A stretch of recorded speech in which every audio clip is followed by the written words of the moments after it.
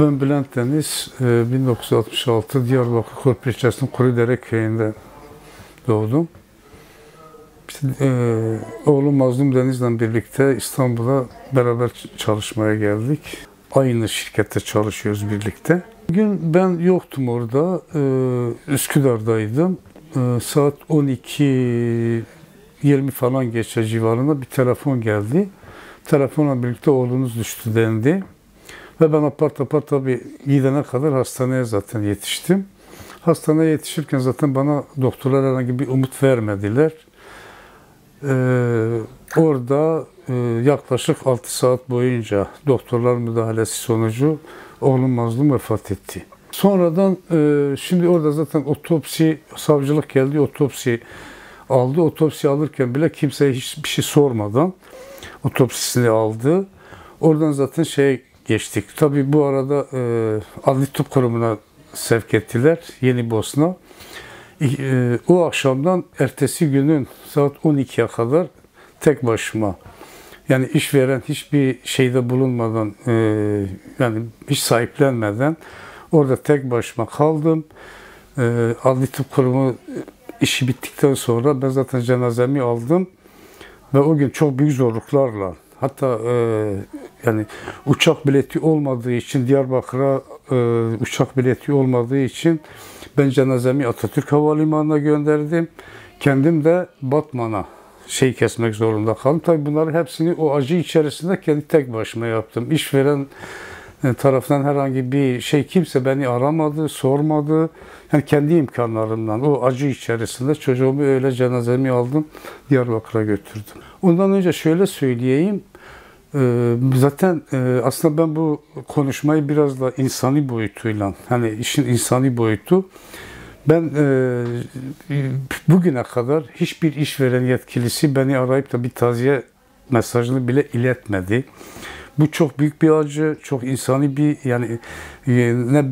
yani herhangi bir ahlaka sığmayan bir durumdur. Çünkü kendi iş yerlerinde oğlu ölen bir babayı arayıp bir başsağlığı bile dilemek, yani bana göre insani bir boyuttur. Ve bunu hani hiçbir ahlaka sığdıramıyorum böyle bir şey yapmalarını. Sonrasında işte bir sürü söylenti söylendi. Oğlumun düşüşünü kimse görmemiş. Görgü tanığı yok, bir şey yok. İşte birileri işte yok intihar bilmem ne falan. O anda tabii ben o acı içerisinde bunları duydukça yaptım. Yani orada o inşaatta çalışanlara hatta sordum, hani kim gördü bunu? Kimse görmemiş. Benim çocuğum çalışırken düşmüş iş elbisesiyle. Yani bu nasıl bir intihar olabilir? Yani görgü tanığı yok. Sadece bir kadın var.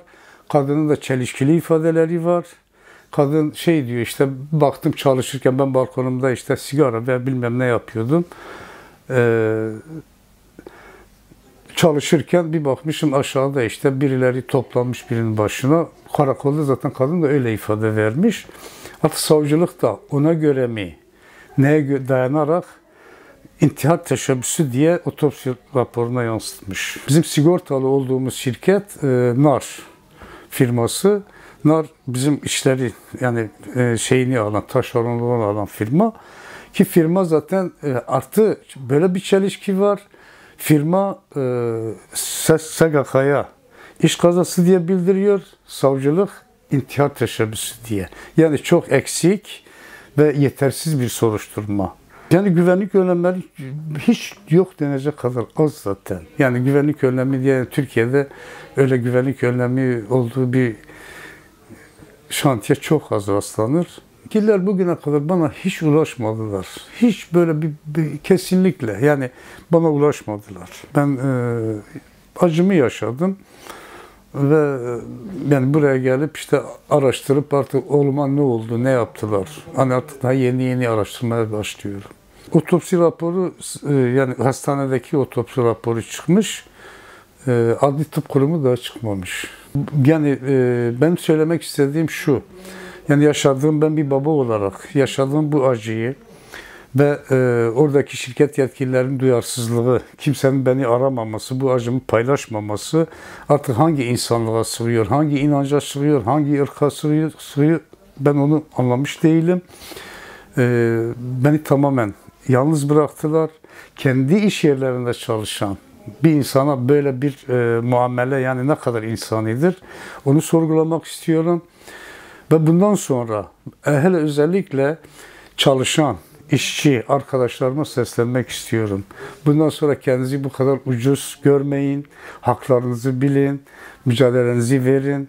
Ekmeğiniz için gidiyorsanız bir yere, iş güvenliğinizi, haklarınız neyse onların bilincinde olun. Artık başka mazlumlar